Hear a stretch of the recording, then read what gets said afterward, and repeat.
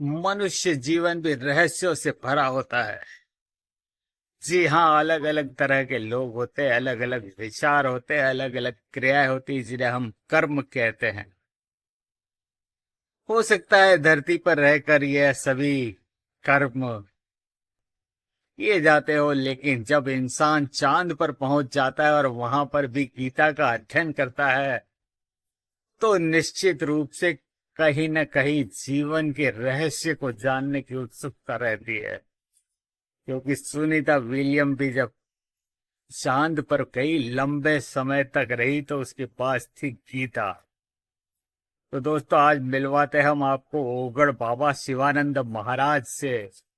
जी, आप बांसवाड़ा जिले के सुंदनी गांव के रहने वाले हैं। सांसारिक जीवन में थे तो दिनेश कामोट नाम था। आध्यात्मिक शिक्षा परिवार से ही मिली और जमुना बा लोगों की सेवा करती थी जिन्हें ओगड़ बाबा का पर्चा आता। इसके बाद दिनेश कामोट ने अनेकानंद महाराज से दीक्षा ली। उसके बाद में बेनेश्वर पीठाधीश्वर अच्युतानंद महाराज से दीक्षा ली और शिवानंद महाराज नाम पड़ा। लेकिन चर्चाओं में ऐसा है, जब जनवरी का माह था, कड़ाके की ठंड थी, तो शाम के समय 108 मटकों में पानी भर लेते और सुबह ग्रामीण खुद अपने हाथों से इस शीतल जल से उन्हें स्नान करवाते थे। और धीरे धीरे आध्यात्मिक क्रिया का ही प्रभाव है कि उनके छूने मात्र से कई लोगों का उपचार होने लगा, जिसे आप विज्ञान की दृष्टि से देखें तो फिजियोथेरेपी नाम दिया जाता है। तो आइए हम बात करते हैं शिवानंद महाराज से, जो इन दिनों मोहन कॉलोनी श्रीनाथ आश्रम में है। क्या कहते हैं और क्या संदेश देना चाहते हैं और दुनिया को कौन सी राह दिखाना चाहते हैं शिवानंद महाराज। जी महाराज जी, बताएं आपकी उम्र क्या है और कब से आप इस वेश में आ गए। मेरा जन्म 19 मई 1971 को हुआ है। 14 मई 1987 को शादी हुई। 4 जनवरी 1999 को दीक्षा ले लिया। आजीवन ब्रह्मचारी रहेंगे, नमक तक बेचेंगे नहीं, निष्काम कर्म योगी और विश्व कल्याण भाव के लिए जिएंगे।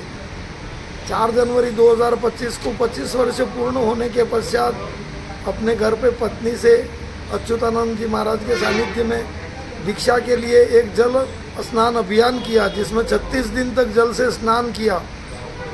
10 जनवरी से हमारा अनुष्ठान आरंभ हुआ, 16 फरवरी तक चला जल स्नान। 108 कुंभ प्रतिदिन 37 बार हमने स्नान किया, 37 राउंड। 3996 मटकों से हम नहाए। और उसके बाद अच्युतानंद महाराज की आज्ञा से 4 अप्रैल को हमारा स्वयं का तर्पण किया गया। 5 अप्रैल के दिन हमारा पुनः जनेऊ संस्कार किया गया और पंचगव्य से अभिषेक किया गया।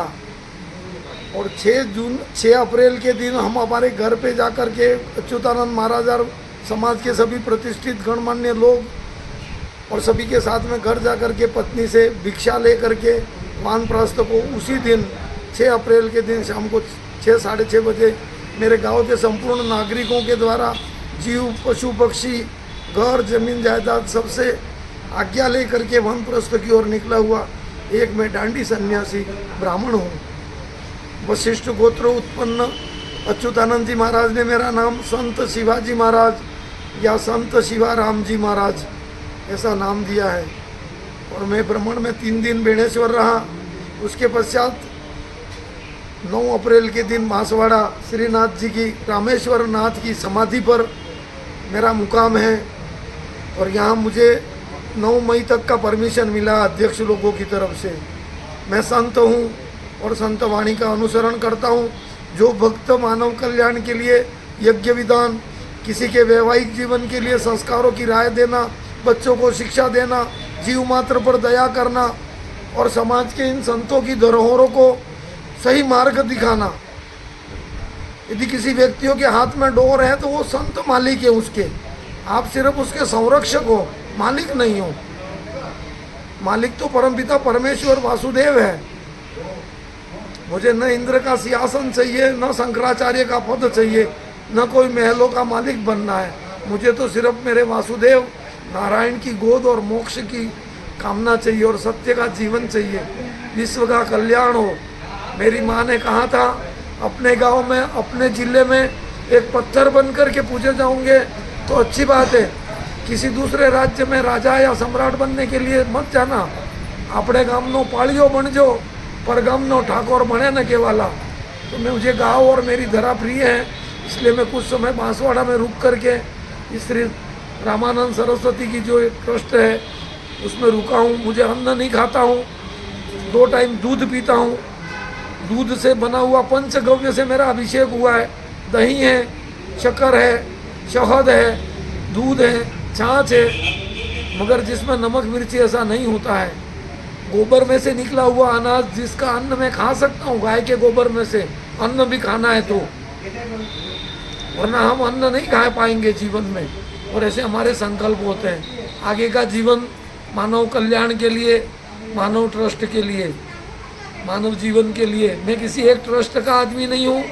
मैं जिस ट्रस्ट में रुकूंगा उस संत के लिए कुछ कल्याण भावना करूँगा। मैं तो सिर्फ अपने गांव में एक माँ का बेटा था और आज एक माँ का बेटा बन के एक माँ से भिक्षा लेके निकला हुआ हूँ। जय श्री राम। जी, उधर बीच बीच में आपने कुछ अंग्रेजी के शब्द, कहाँ तक पढ़ाई की है आपने? शिक्षा कहाँ तक ली है? मैं न्यूरो सर्जन हूँ, माइंड रीडर हूँ, स्पर्श थेरेपी जानता हूँ। अंधे बहरे जिनकी वेनें जाम हो गई हैं, मान लो 100 बच्चों को देखता हूँ, जो सुन भी नहीं सकता वो बोलेगा कैसे? तो उसकी सुनने की संवेदना रुकी हो तो उसको स्पर्श थेरेपी दे करके उनको सुनते हो जाते हैं। लोग इन बातों को चमत्कार मानते हैं, मगर मेरे दिमाग में सिर्फ एक थेरेपी और गॉड गिफ्ट है, क्योंकि मैं अध्यात्म से हूँ। मैं भौतिक विज्ञान की कदर करता हूँ, मगर आध्यात्मिक विज्ञान मेरे आत्मिक ताकत है। और ये मुझे संकल्प और ये ताकत मुझे माता पिता और ये जो समाधि हैं उनसे प्राप्त हुई है। ऐसे संतों ने जो जीवन गुजारा मेरे भारत भूभाग पर और अपना जीवन नौचावर कर दिया समाज के लिए, और इस बात को ध्येय मान करके आगे भी संत बनेंगे इस समाज में और मानव का कल्याण करने के लिए निकलेंगे। कोई हमारा सहयोग करे या न करे। जी गुरुदेव, एक चीज और है, अभी सुनीता विलियम आपने भी सुना होगा, चांद पे गई थी और चांद पे जाके भी उसने भगवत गीता को पढ़ा। तो युवा पीढ़ी को आप क्या संदेश देना चाहेंगे? देखो, श्रीमद् भागवत गीता में 700 श्लोक हैं और 700 श्लोक में भगवान ने कहने का मतलब 17 अध्याय तक जीवन के सभी कर्मों का सत्वगुण, रजोगुण तो तमोगुण आवा 3 प्रकारना तत्व उत्पन्न करता है। परमपिता परमेश्वर ने कोई ની સહાયતાની જરૂરત નથી પડી। એવા પરમપિતા પરમેશ્વર શબરીબાઈને જઈને કહે કે હું તારી પાસે કંઈક માંગવા આવ્યો હું। तो अपन को विचार करना चाहिए, उस युग में शबरीबाई को कौन से श्लोक आते थे, उसके पास क्या धन था, वो कहाँ शहरों में रहती थी, उसके पास में पर्टिकुलर कहाँ गीता के क्या लैंग्वेज होंगे। परमपिता परमेश्वर सिर्फ निष्केवल प्रेम, सतचित आनंद रूपी परमात्मा ने प्रेमनी पातળી દોરી આપણા હૃદયને પ્રતિ ખેંચી બોલાવે। એવો સચ્ચો પ્રેમ રામાયણ में सिर्फ शबरीबाई कने હતો। એટલે જ તો भगवान राम कहें कि हे लक्ष्मण, तुमने भी वन में बहुत फल खिलाए हैं, सीता का परोसा भी मुझे इतना पसंद नहीं। तो गुरुदेव, ये जो प्रकृति निष्केवल प्रेम है अपने परमात्मा के प्रति, अटूट प्रेम, और अटूट प्रेम और विश्वास का ज्ञान सिर्फ गीता से मिलता है। गीता हमें साहस, हार में विनम्रता सिखाती है। गीता जीत में कहने का मतलब हमारे साहस की वृद्धि करती है, हमारे व्यक्तित्व को निखारती है, ऐसा ज्ञान देती है गीता। गीता कभी दृढ़ इच्छा में हारने नहीं देती। गीता कॉन्फिडेंस, भरोसे के ऊपर कहने का मतलब इंसान को कायम रखती है। और अंतिम तत्व कहने का मतलब अपने सांसों का और इंद्रियों का ज्ञान करवाती है। षटकोण मनुष्य गिनता है, मगर आत्मलिंग की स्वयं उत्पत्ति करवाती है गीता। जब मनुष्य के षटकोण केंद्र जागृत हो जाते हैं तो उसका आत्मलिंग हृदय के पास उत्पन्न होता है। इस पॉइंट को हार्ट ऑफ बीट कहते हैं, आत्मलिंग है ये। इस पॉइंट की वजह से इंसान अपने ये 900 नाड़ी 56 कोटे, ये हृदय के सभी भागों को बांध दिया जाता है, जिससे अपने यूरेन खान पान अपन कंट्रोल में रख सकते हैं, एक आसन पर बैठ सकते हैं। 16 फिंगर और 4 थंब में 106 टुकड़े होते हैं। यदि 8 घंटे 10 घंटे या 24 घंटे आप बैठक करते हो तो फिंगर और थंब का मसाज करोगे तो आपके पैरों में कभी भी झुनझुना नहीं आएगा। आप 24 घंटे अपने आप को, कहने का मतलब, फिंगरों का मसाज करके एक्टिव रख सकते हो। गुरुदेव एक चीज और आती, सतो गुण आखिर, क्योंकि 3 गुण तो आपने बता हाँ। दिए, लेकिन सतो गुण आज सत तो कहीं नजर ही नहीं आता। ऐसे में युवा पीढ़ी अवसाद में आती है, आत्महत्या तक कर लेती है।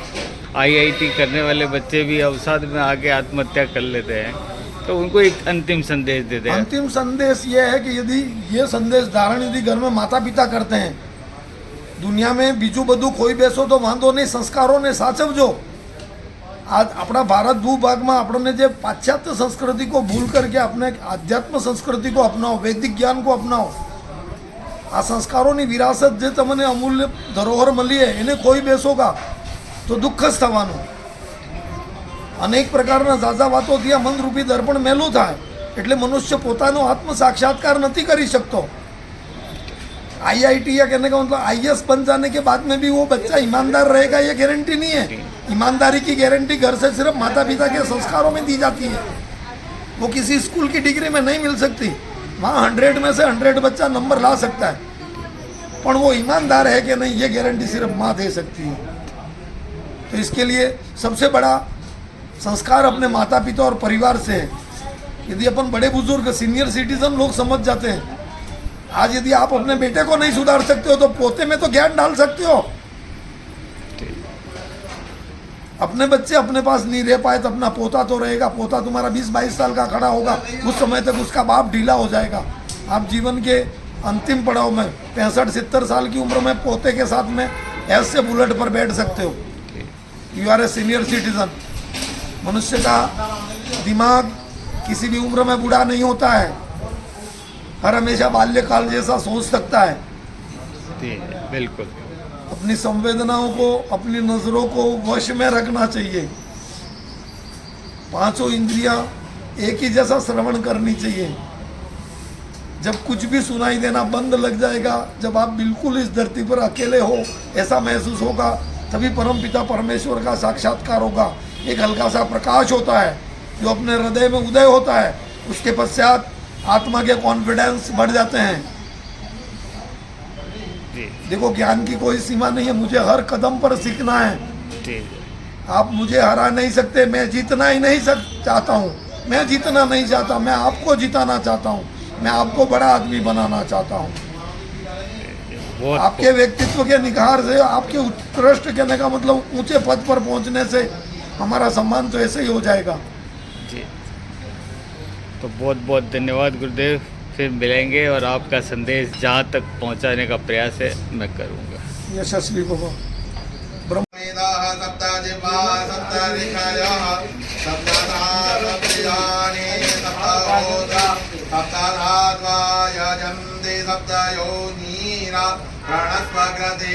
स्वाहा शुक्र ज्योतिश्च चित्र ज्योतिश्च ज्योतिवाच शुक्रचरितपात्या च गो आह ईद्रं च सद्रं च प्रतिसद्रं च मित्र च संहित च सभ राहारित च सत्य